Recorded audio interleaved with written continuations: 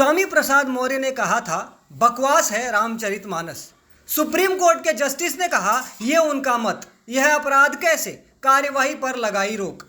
ये supreme court का मत है। सुप्रीम कोर्ट ने माना कि जो स्वामी प्रसाद मौर्य ने रामचरितमानस के लिए कहा, ये उनका मत है, यह अपराध नहीं है।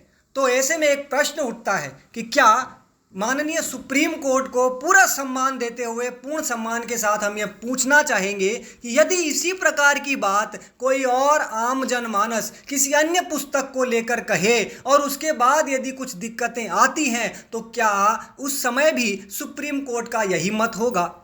क्या स्वामी प्रसाद मौर्य जो बार बार लगातार रामचरितमानस को लेकर विवादित टिप्पणियां कर रहे हैं, और अब तो उसने राम जी के प्राण प्रतिष्ठा के बाद भी राम मंदिर और राम जी की मूर्ति पर भी विवादित टिप्पणी की है, क्योंकि इसका हौसला बढ़ता जा रहा है और कारण है कानून और प्रशासन उस पर कोई कार्यवाही नहीं कर रहा। इस प्रकार से न जाने कौन कौन तैयार हो जाएंगे इस प्रकार की बातें कहने के लिए। तो हम माननीय सुप्रीम कोर्ट को पूरे सम्मान से पूछना चाहते हैं कि इस प्रकार की बातें यदि किसी अन्य पुस्तक को लेकर भी कोई आम जन, खासकर हिंदू यदि कह देगा, तो क्या उस समय भी सुप्रीम कोर्ट ऐसे ही उस व्यक्ति के मत का सम्मान करेगी, चाहे वो कुछ भी कह दे इस प्रकार की बातें? और जैसा कि स्वामी प्रसाद मौर्य कहता है कि करोड़ों लोग रामचरितमानस को नहीं पढ़ते, तो करोड़ों लोग तो और भी कई पुस्तकों को नहीं पढ़ते। तो क्या स्वामी प्रसाद मौर्य में हिम्मत है कि वो अन्य पुस्तकों को लेकर भी इस प्रकार की बातें कह सके?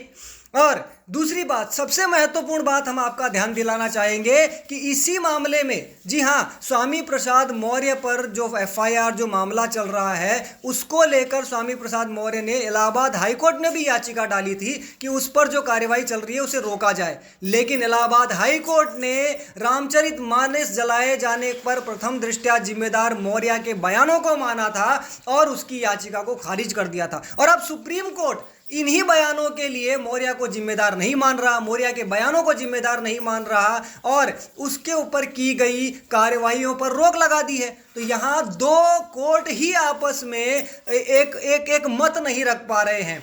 तो समझ में नहीं आता कि आखिर कैसा कानून, कैसा संविधान, आम जनमानस इस संविधान को, इस कानून को समझेगा कैसे, जब कोर्ट ही एक ही बात पर दो अलग अलग बयान दे रहा है। एक कोर्ट याचिका खारिज करता है और दूसरी कोर्ट उस पर होने वाली कार्यवाही को रोक देता है। तो किस प्रकार से माना जाए कि एक साधारण व्यक्ति इस देश के कानून को, इस देश के कानून के इस मकड़ जाल को समझ पाएगा? और सबसे महत्वपूर्ण बात कि स्वामी प्रसाद मौर्य जैसे लोगों पर यदि अंकुश ना लगा, तो ये इसी प्रकार से अपने गंदे और घटिया मतों को रखकर लोगों के बीच में गलत प्रकार से सब चीज़ें प्रस्तुत कर एक गंदा माहौल तैयार करेंगे, जिसके परिणाम भयानक हो सकते हैं। इसलिए एक बार फिर हम सुप्रीम कोर्ट से निवेदन करेंगे कि ऐसे लोगों पर कार्रवाई होनी चाहिए, ऐसे लोगों के ये जो गलत प्रकार के बयानबाजी हैं, इन पर रोक लगनी चाहिए, ताकि देश में शांति व्यवस्था और कानून व्यवस्था बनी रहे। अन्यथा हो सकता है आज ये व्यक्ति रामचरितमानस पर बोल रहा है और कल को कोई और उठकर किसी और पुस्तक पर अपनी बयानबाजी, अपने मत रखे और उसके बाद सुप्रीम कोर्ट को बोलने का भी अधिकार ना रहे कि ये इसके बयानों की वजह से गड़बड़ हुआ है। क्योंकि हम सभी जानते हैं कि कुछ अगर पुस्तकों के ऊपर बयानबाजी की गई तो हो सकता है एसटी एसजे के नारे लगने लग जाएं और कई जगहों पर हो सकता है ये कांड भी हो जाए कि लोगों की गर्दनें काट दी जाएं।